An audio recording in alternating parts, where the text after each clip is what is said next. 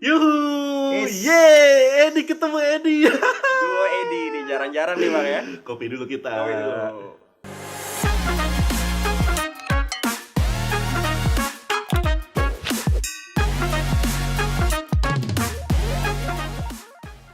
Seger banget. Pokoknya seger banget nih kopinya. Seger ya? Luar biasa Seseger perasaan Edi ketemu Edi hari ini. Happy weekend. Yap, Bang. Senang banget bisa akhirnya ketemu Edi Fajar Prasetyo.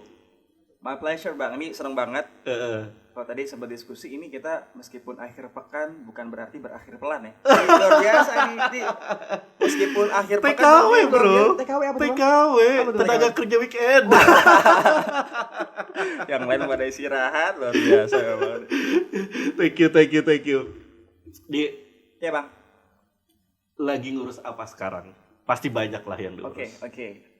Kegiatan sekarang karena COVID dibatasin tapi nggak ngebatasin ruang lingkup teman-teman buat ada beberapa kegiatan penyesuaian. Mm-mm. Kita kemarin baru bikin semacam rumah literasi. Jadi ada konsep taman baca di situ yang kita coba sajikan program-program buat generasi milenial dan generasi Z dikombin sama motor listrik. Jadi kita sebutnya kopi literasi.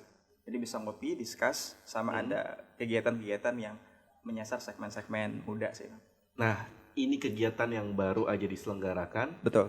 Jadi teman-teman, Edi Fajar Prasetyo ini terkenal emang gak ada matinya. Gile sih. Ya harus menyesuaikan Bang, harus menyesuaikan. Nyala dong. terus ya, Harus semangat lu nyala menyesuaikan. terus ya. Iya. Iya, lu nggak bosan apa gitu? Udah banyak kayaknya penghargaan yang udah lu dapet. Gantian dong, gantian.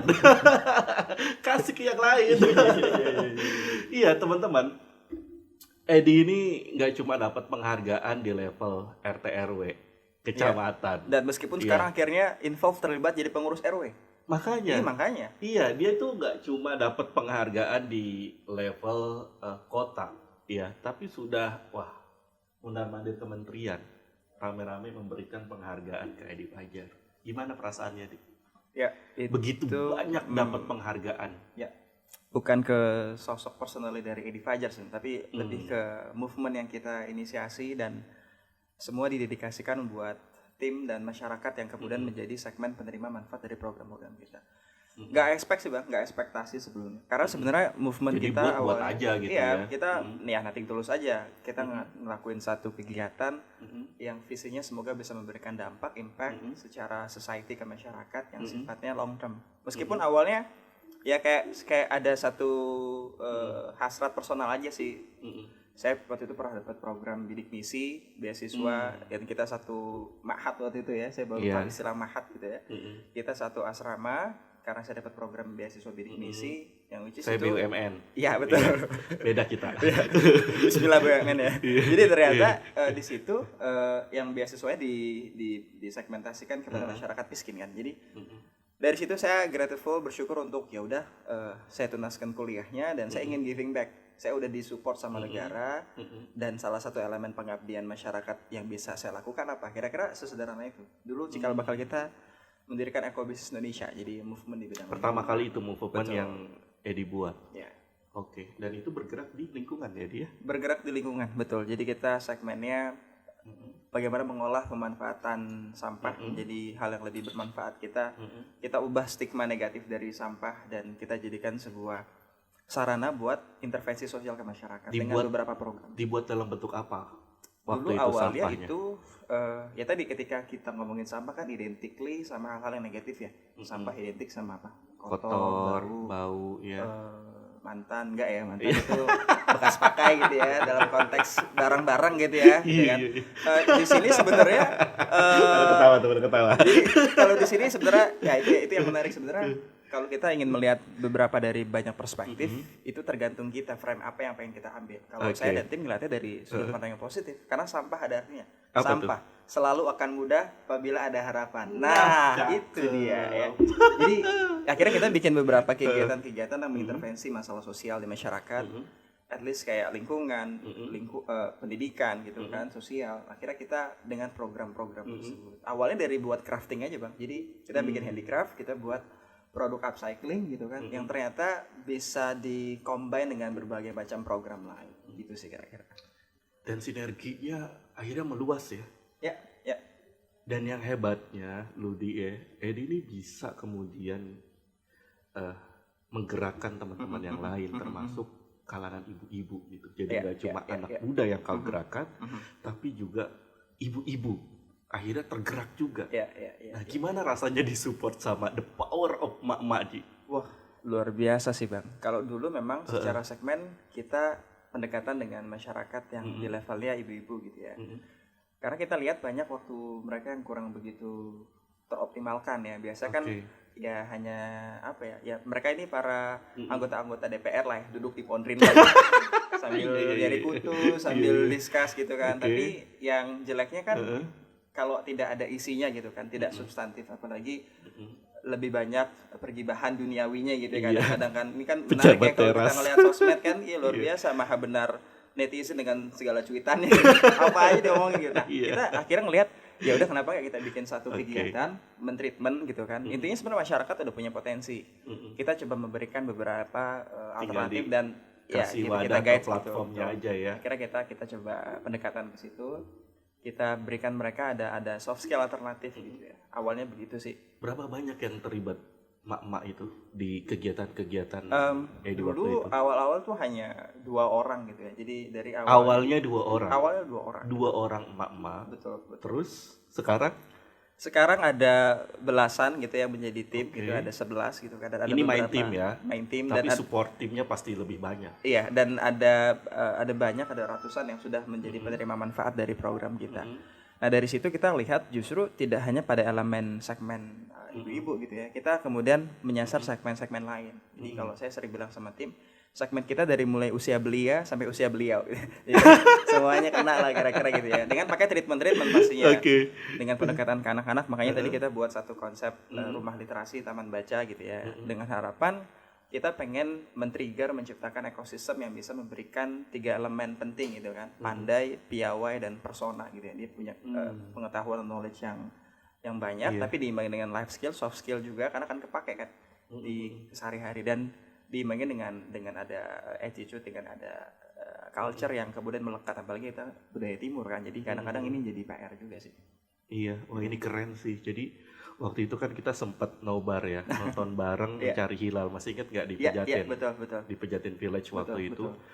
Dan di saat kita datang ya dengan komplotan muda ya, Edi datang dengan emak-emak yang waktu itu jumlahnya lumayan banyak ya. Banyak banyak banget. Dan wah, luar biasa sih itu. Luar biasa. Edi dikelilingi sama emak-emak gitu. Dan ini keren nih, karena biasanya emak-emak itu kalau udah falling in love kalau udah fans misalnya, mereka mengidolakan Edi, wah itu nggak selesai-selesai itu.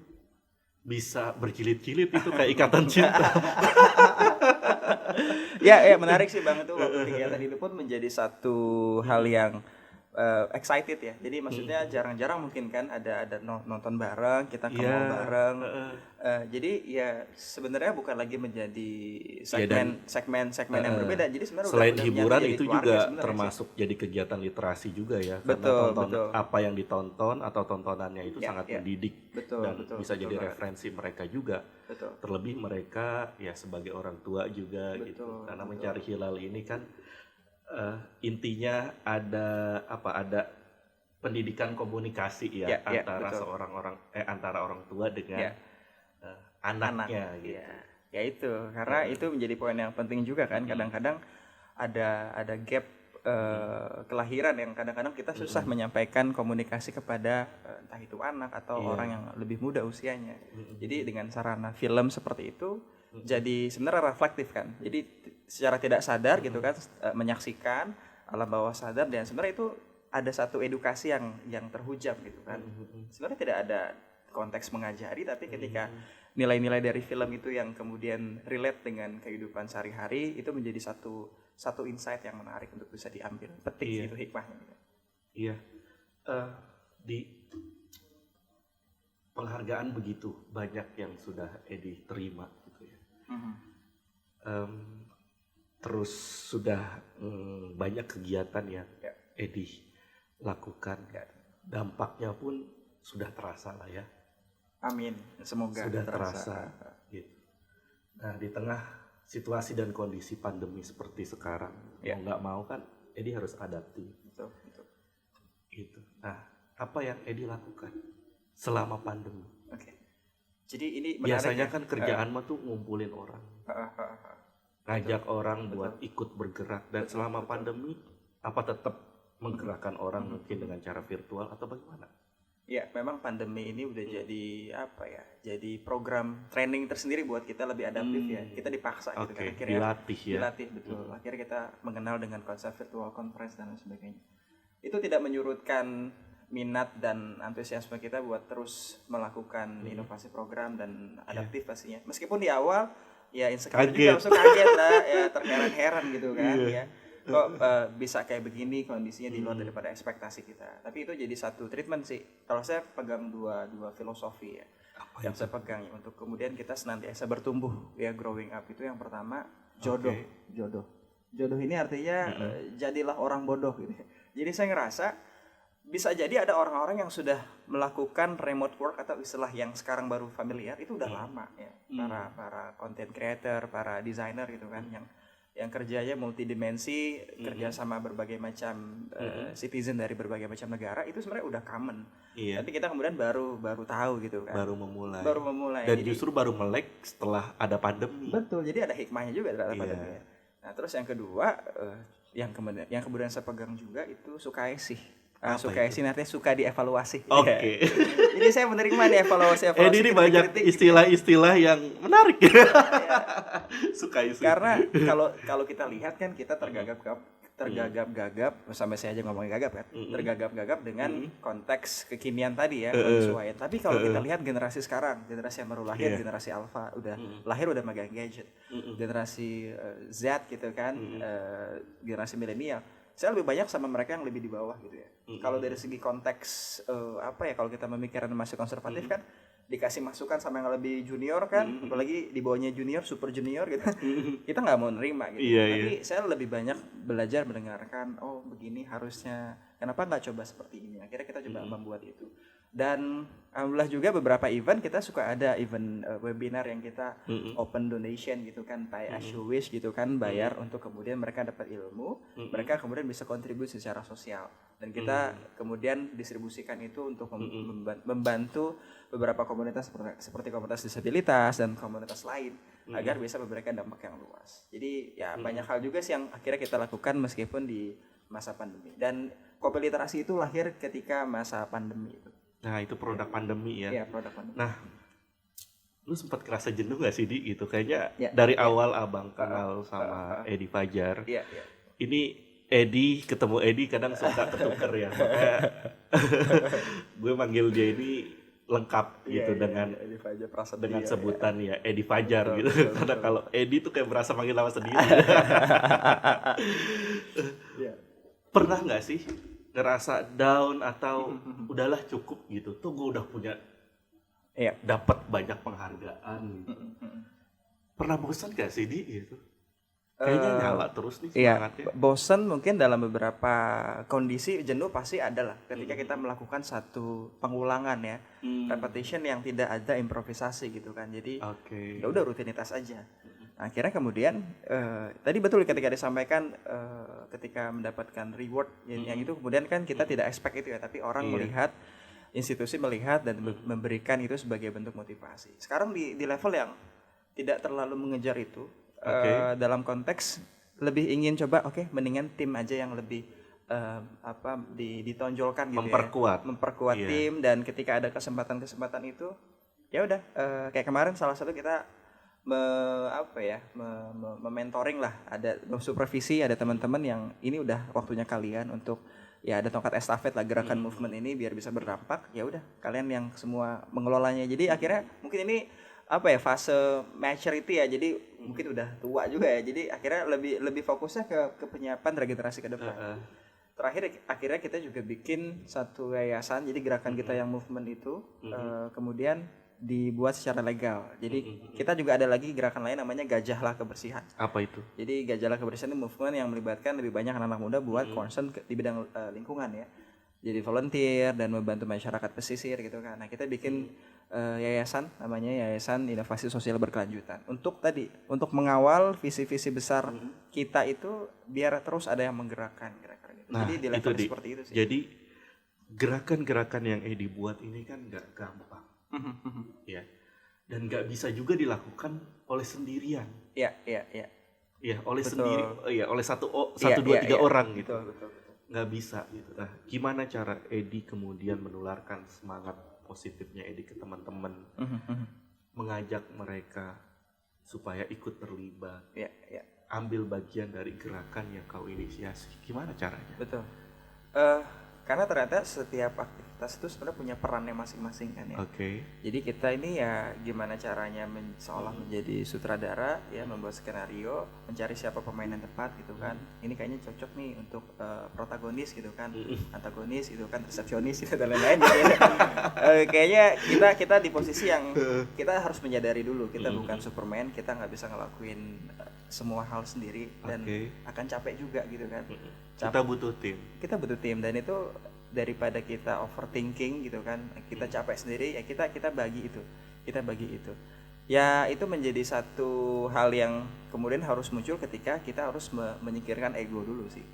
Karena kalau beberapa konteksnya, kalau kita ingin dilihat dari segi egonya kan, ingin ini gua gitu.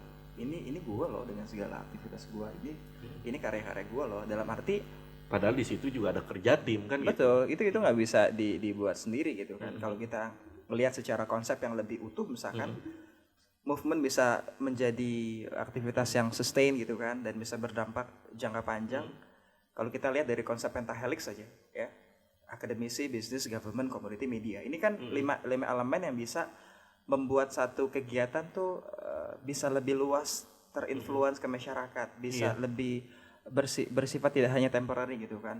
Bagaimana kebijakan kita, misalkan ngomongin lingkungan, kita bisa nggak nih advokasi ke policy maker gitu kan, bikin kebijakan yang artinya yang awalnya mungkin kita dari tempat yang kecil gitu kan, tapi punya visi mudah-mudahan kiprahnya luas dan besar.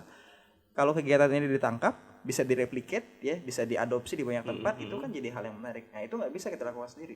Harus ada power kan, harus ada policy maker tadi. Jadi kebijakan program kita embrionya hanya di misalkan let's say di Pamulang, di Ciputa, di tempat-tempat tertentu, ketika ditangkap itu kan bisa tersebar di seluruh Indonesia. Nah ini juga yang akhirnya menarik, semakin menarik justru ya, karena Edi ini berhasil ya, nggak cuma melibatkan teman-teman secara ya mereka terlibat di volunteer misalnya, menjadi volunteer, tapi kemudian Edi juga bisa melibatkan ya pemerintah dalam hal ini yang punya kebijakan untuk juga bisa memberikan dukungan atas apa yang kau inisiasi itu. Nah untuk bisa mengkomunikasikan ini itu gimana gitu karena nggak mudah loh. Betul. Seriously nggak mudah gitu, tapi kamu bisa gitu. Ini bagaimana caranya? Ya itu sebenarnya lagi-lagi tadi sifatnya semua butuh komunikasi ya. Semua perlu jangan sampai maksud kita harus ditangkap baik juga dengan cara deliver yang baik pastinya. Sebenarnya kalau kita lihat kerja-kerja yang kita lakukan ya, aktivitas yang kita lakukan itu kan sudah menjadi banyak kewenangan juga institusi kelembagaan baik yang sifatnya swasta maupun pemerintah.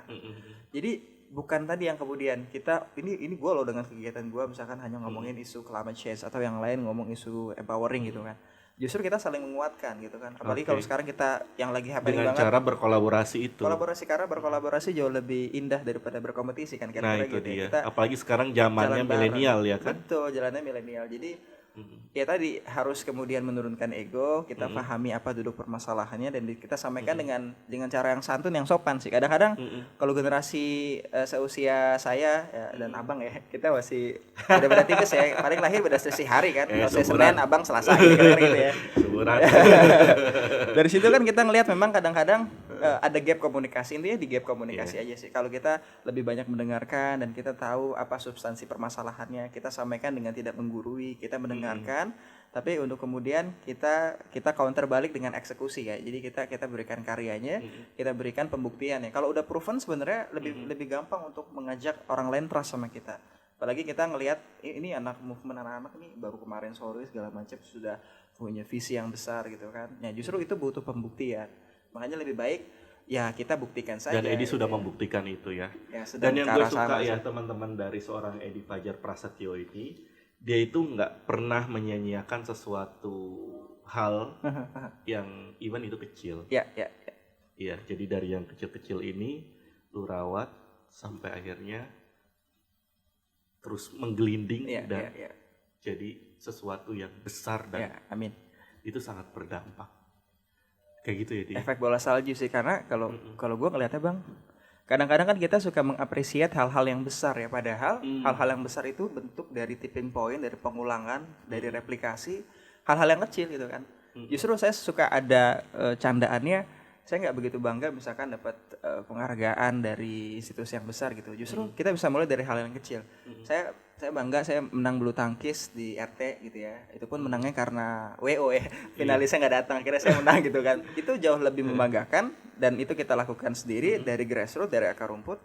Yang itu adalah bentuk fondasi gitu. Kita harus bisa mengapresiasi hal-hal kecil. Gitu. Dan lebih bangga lagi mungkin ketika Edi merasa dapat achievement langsung dari orang yang merasakan dampak baik gerakanmu itu ya. Betul. Jadi penghargaannya bukan dari dalam bentuk prasasti atau misalnya artefak misalnya gitu, kau melibatkan emak-emak terus kemudian melihat emak-emak itu happy. Waktunya kemudian lebih produktif. Betul. Terus ada apresiasi lah dari mereka misalnya. Wah, Mas Edi, saya jadi lebih produktif. Ya, dapur saya jadi lebih ngebul, ya, dan lain sebagainya gitu. Karena pasti pelibatan mereka juga Edi sangat pikirkan detailnya gitu. Itu gimana rasanya? Ya rasanya pasti ada hal yang nggak bisa dinilai secara material. Jadi tadi ada kepuasan batin gitu ya.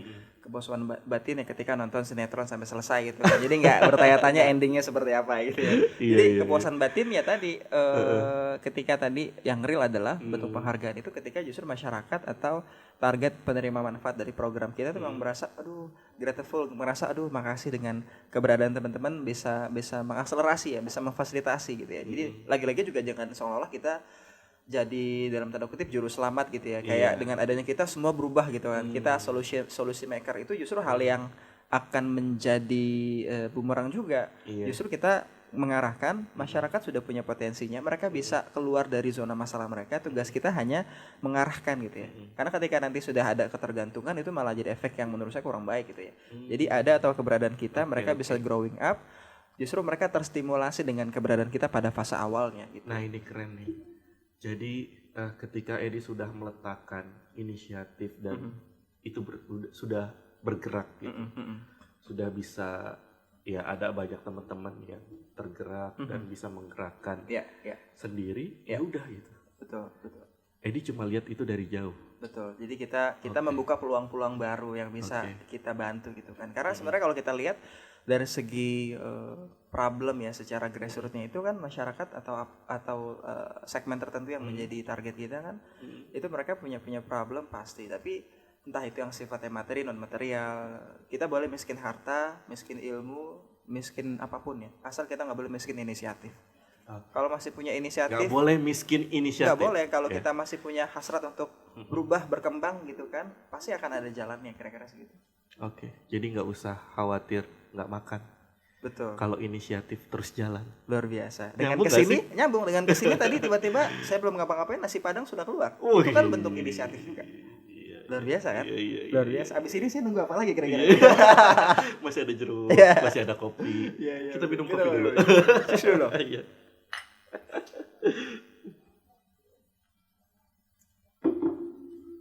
Jadi seru teman-teman. Edi Fajar ini kalau ngobrol sama dia kayak ide, ada aja. Ide biasa. Iya. Maklum, ide sama Edi itu berdekatan. Ide, Edi gitu ya. Luar biasa. Edi ada kepanjangan itu. Kalau Edi yang ini, kalau saya belum. Apa itu? Emang dahsyat ya. Luar biasa. Sama juga. Sama juga ya? Iya. Edi juga. Lagi cari ya? Kok gua agak loading ya kalau kayak gitu kan. Iya. Jadi di kalangan muda Ya, sudah banyak lo ajak, ya. sudah banyak yang dilibatkan. Kalangan ibu-ibu Oke. juga begitu. Iya. Terus pemerintahan Ya. sudah terlibat. Iya. Terus kalangan mana yang belum diajak? Kalau semua kalangan, bahkan tadi Edi sudah melibatkan juga teman-teman disabilitas untuk membantu ya kegiatan-kegiatan. Bukan hanya membantu tapi memberdayakan mereka untuk ikut terlibat dalam kegiatan Edi. Saya dapat advice dari Cakra itu. Jadi kita nggak boleh kasihan sama teman-teman disabilitas. Mereka nggak perlu dikasihani juga. Yang perlu kita lakukan ke mereka adalah memberdayakan mereka. Betul. Jadi memberikan peluang yang Betul. kepada teman-teman disabilitas gitu. Nah, kalangan mana lagi yang kamu ingin sasaki? Ya tadi menarik yang menyinggung tentang difabel kan memang memiliki makna different-able ya. Jadi berbeda tapi punya kemampuan juga mereka. Iya. Nah itu kemarin kita memang sempat kolaborasi juga, ada namanya Art Prodi, dia pelukis yang pada saat fase kita kedatangan tamu teman-teman dari 9 negara, ada program citizen gitu ya, belajar dengan masyarakat lokal gitu kan. Nah kita melibatkan Art Prodi juga pada saat itu. Kalau dibilang semua segmen mungkin juga belum ya, ada segmen-segmen yang belum kita sentuh ya. Tapi kami berupaya gitu kan, sebisa mungkin ada elemen yang belum tersentuh ya. Dari sini mungkin bisa menjadi diskusi yang menarik ya, buat teman-teman yang menyaksikan podcast ini. Sangat terbuka lebar untuk kita bisa berkolaborasi ya, apapun yang bisa disinergikan. Konteksnya adalah socialpreneurship tadi. Ada satu aktivasi yang sifatnya gimana caranya kita kasih social impact tapi juga bervisi sustain gitu, berkelanjutan gitu ya.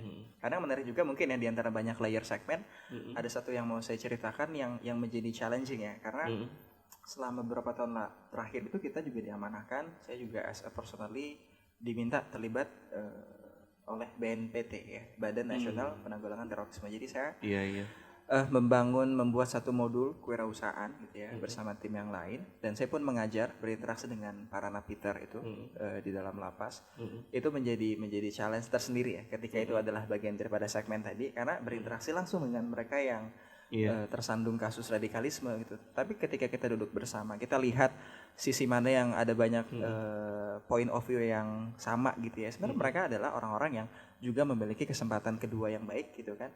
Dan tadi dengan pendekatan kewirausahaan dan lain sebagainya, kita ingin konteks kalau di kami ya, sociopreneur itu ya bisnis kan, tapi bisnis sosial. Bisnis itu hanya wasilah, gitu, hanya perantara. Bisnis hanya wasilah, tujuannya lillah. Ya, mudah-mudahan jadi satu visi yang ini bisa menjadi apa ya, mudah-mudahan ya agak-agak muluk sih, tapi mudah-mudahan to be happen ya, jadi jariah ke depan gitu ya. Jadi kita berpikir kalau konteks sekarang yang ngomongin tentang isu-isu ekstremisme gitu kan, jihad itu dengan hal-hal yang kekerasan, tapi kita bisa jihad ekonomi, jihad secara keilmuan, dan jihad-jihad yang lain itu ternyata menjadi satu experience yang menarik ya selama fase kami berkegiatan.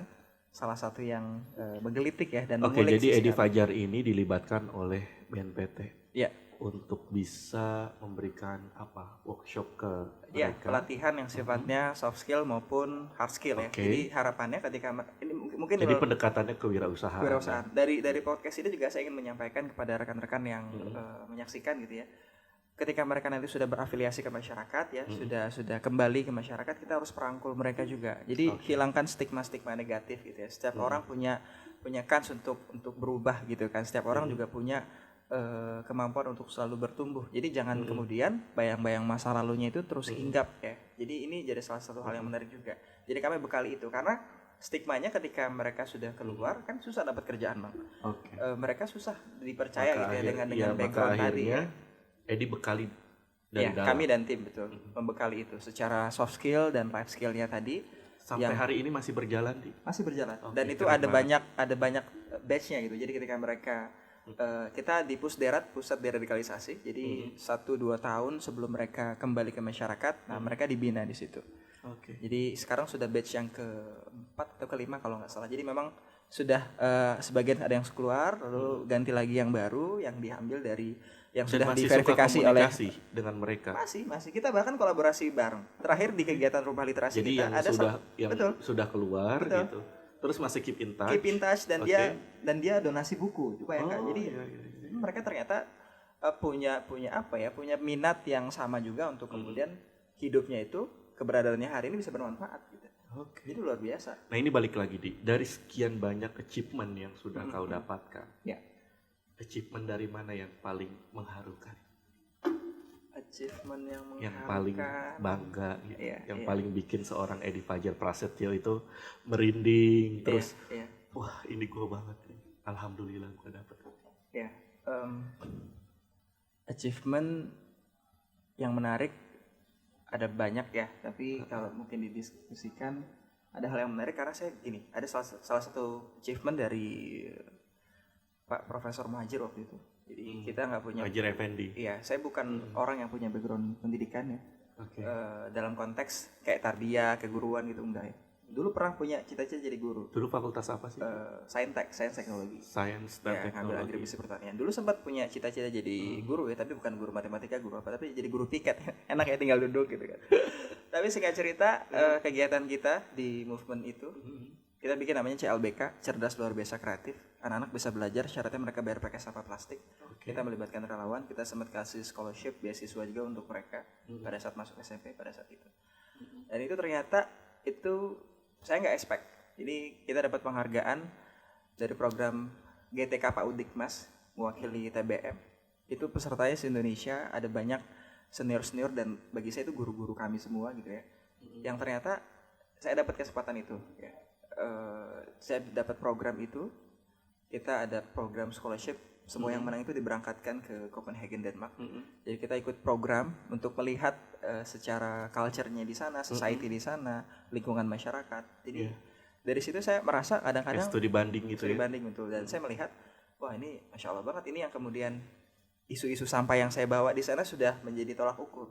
Isu-isu di sini begitu banyak gesekan dan perbedaan pendapat di sana, kota yang menurut riset indeks kebahagiaannya paling tinggi ya, Denmark, Swedia, negara-negara Skandinavia. Jadi negara yang paling bahagia gitu ya di dunia. Jadi saya menyaksikan langsung dan itu menjadi satu wow, ini notabene yang bukan mostly masyarakatnya menganut Muslim gitu ya, bukan Islam, tapi nilai-nilai karakteristik dalam bermasyarakat itu sudah terbangun gitu ya dengan sistem yang ada. Yaitu kemudian menjadi satu spirit ya, jadi satu spirit untuk kemudian ketika sampai di Indonesia kita bawa itu dan kita coba terapkan dalam beberapa program-program kami sih gitu. Iya, mudah-mudahan kita bisa kolaborasi terutama terutama dalam hal literasi. Kopi literasi itu tadi bagus banget gitu. Dan ke depan kira-kira apalagi nih, Di? Apalagi yang kepengen kau buat gitu, selain dari kopi literasi? Ya, apalagi ditambah dengan segala challenge yang ada sekarang ini. Ini yang ada yang lagi kita bangun juga. Kita dapat amanah untuk create satu event cukup besar di Oktober ini, specifically di Tangerang Selatan. Dan ini jadi satu momentum juga ya karena masih muda ya, kita masih muda, jadi kita pengen membuktikan gitu ya. Kita akan bikin event yang terdekat ini, Tangsel Youth Fest 2021. Spirit yang kita usung, semangat baru para pembaharu. Karena mereka-mereka yang lahir di generasi sekarang atau generasi COVID ya, semua para pembaharu yang memang pada zaman ya.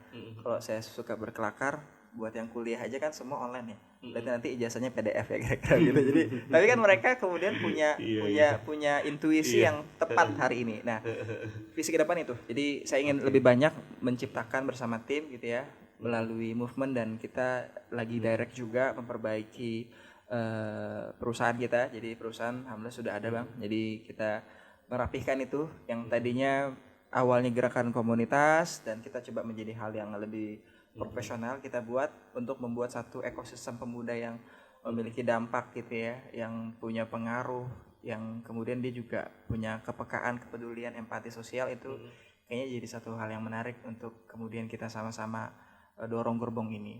Visinya untuk 2045 ya, Indonesia Emas ya, yang bonus demografi itu. Ya, itu bagus banget, bagus banget. Youth Festival namanya, Tangerang Selatan, Tangsel Youth Festival. Ya itu keren banget dan mudah-mudahan kota-kota lain juga nanti terinspirasi dengan kegiatan yang kau akan buat itu. Amin, amin. Kenapa pada akhirnya Edi kemudian memilih gerakan literasi untuk kemudian Edi gelorakan Iya. masyarakat gitu. Betul. Apa? Kenapa? Ini hal menarik juga Kenapa ya. literasi? Karena literasi sebenarnya itu adalah hal yang baru saya ketahui di 2017. Oke. Awalnya kan concernnya ke sociopreneurship ya, pemberdayaan, kewirausahaan bisnis. Tapi tadi saya jadi kemudian ngomongin literasi itu luas, nggak sekedar baca buku, ada 6 literasi dasar bahkan ya, literasi digital, literasi numerik dan lain sebagainya. Jadi prinsipnya adalah bagaimana kita hadir tidak hanya menjadi referensi tapi juga bisa menjadi sarana ya, sebuah habit itu berubah, sebuah perubahan itu meskipun skalanya kecil itu bisa berdampak gitu kan. Jadi yang ingin saya sampaikan adalah dengan literasi, dengan kemampuan kita adaptasi dengan adaptasi dengan kondisi hari ini, yang akan bisa membuat kita menjadi survive kapanpun gitu ya. Oke. Jadi literasi tadi adalah penyesuaian ya. Bagaimana kita bisa itu literasi yang Edi usung ya, penyesuaian apalagi dengan banyak dinamika hari ini dan program-program kita di rumah literasi juga di TBK rutinitas itu segmennya anak muda. Rutinitas jadi, itu kita penyesuaian itu adaptif lah ya. Jadi betul. Edi ini mengajak teman-teman masyarakat itu supaya adaptif dengan segala perubahan yang ada sekarang ini. Betul. Keren banget Wah ini kalau ngobrol sama Edi Fajar Prasetyo kayaknya nggak akan selesai gitu. Tapi kita semua menikmati apa yang kita obrolkan hari ini dan pasti ya semuanya terinspirasi dengan apa yang sudah di-share oleh Edi lewat podcast ya. Jadi Edi ya bersyukur banget dan bahagia sekali bahwa Gen Islam Cinta Podcast bisa didatangi ya oleh seorang Edi Fajar Prasetyo. Ini tuh jadi kayak apa ya, kita sering kali ngobrol ya. Cuma rasa-rasanya baru kali ini obrolan kita itu didokumentasikan gitu. Betul. Kayak gitu, makanya teman-teman saya agak sedikit paksa ya Edi Fajar ini buat datang ke sini. Kita ini udah sering ngobrol produktif, positif ya. Tip-tip yang lain gitu ya. Dan kita perlu mendokumentasikan obrolan kita ini supaya jadi kenangan. Ya, karena kalau Edi dimanapun Edi berada pastikan yang akan mencuat itu adalah inspirasi kebaikan untuk semua lah. Nah, kita pengen menciptakan itu makanya kayaknya perlu ya obrolan yang seperti ini, sekalipun ini bukan yang pertama dan bukan kita aja yang melakukan ini, sudah banyak sekali yang melakukan ini dan ternyata ini cukup efektif kayak gitu. Jadi bodo amat mau dibilang menjiplak apa segala macam, tapi menurut saya kebaikan-kebaikan yang tercipta itu harus tertular dan saya merasa apa yang dilakukan oleh teman-teman Gen Islam Cinta ini ya menularkan. Amin. Akhirnya ya dengan kita buat platform ini, podcast. Ya sepakat Bang, karena dengan adanya ini sebenarnya sebagai counterback ya. Iya. Saya menggunakan istilah jangan mau kalah berisik ya, sebagaimana yang Mas Timi sampaikan ya, founder kitabisa.com. Jadi sebenarnya banyak anak-anak muda, Gen Islam Cinta, teman-teman milenial, generasi Z yang punya aktivitas baik tapi gak banyak bersuara gitu ya. Jadi ya talk more, do more gitu ya. Jadi apa-apa yang sudah mereka lakukan agar menjadi referensi atau bentuk hal yang bisa direplicate gitu kan, diadopsi, itu harus memang disuarakan Bang. Semoga lebih banyak lagi teman-teman muda lain. Kalau saya mungkin tidak begitu banyak lah pengaruh atau mungkin penghargaannya baru tapi masih saya belajar yakin gitu ya. Dengan kehadiran Edi di sini nanti kan kita tayangkan nih ya podcast ini ya. Saya yakin bahwa teman-teman Gen Islam Cinta ini akan terinspirasi dengan obrolan kita ini, yang kemudian nggak hanya bikin mereka tergerak, tapi mereka pada akhirnya memiliki inisiatif untuk membuat hal-hal baru, hal-hal yang produktif, yang akhirnya berdampak ke masyarakat dan berdaya ke diri mereka masing-masing. Kayak gitu, dan kita senang banget kedatangan Edi sekali lagi ke sini gitu, dan Mudah-mudahan next kita bisa kolaborasi ya, Di. Harus ditunggu collab selanjutnya berarti ya. Oke, Edi Fajar Prasetyo, ya. Apa harapan Edi ke depan?